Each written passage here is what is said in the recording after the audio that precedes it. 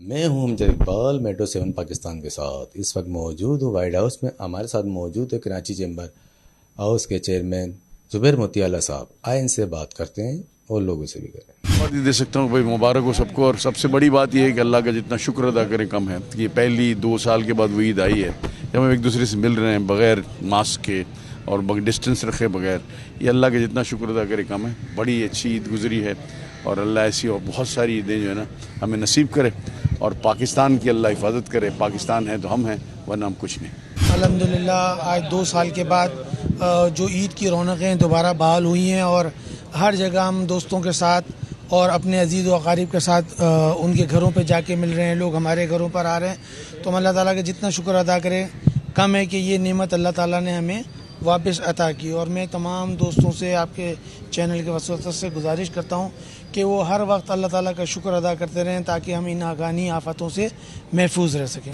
یہ سب دوست ہمارے تشریف لائے, مجھے عزت افزائی دی, اللہ کا احسان ہے. میں شکر گزار ہوں, سب کا انڈیویجول طور پر بھی شکر گزار ہوں. اس کے علاوہ درجنوں نام ہیں, میں نام گنوں گا تو صرف نام پر ہی ٹائم پورا ہو جائے گا.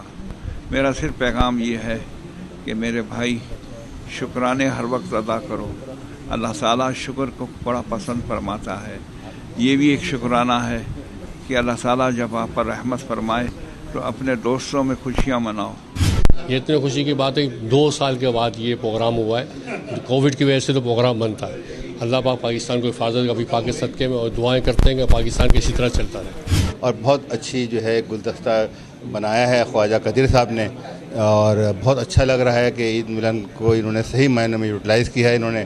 اور میری طرف سے تمام مؤسسات تمام لوگوں کو اہل پاکستان کو دلی عید مبارکباد. سر نوجوان بزنس مین کے لیے تو میں یہی کہتا ہوں کہ دل لگا کے کریں, محنت کریں.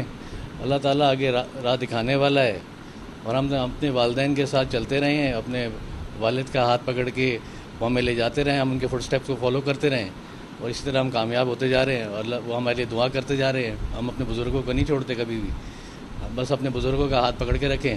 باقی اللہ تعالیٰ پہنچانے والی ذات ہے. عمدہ میں پکائیں اور جی بھر کے کھائیں.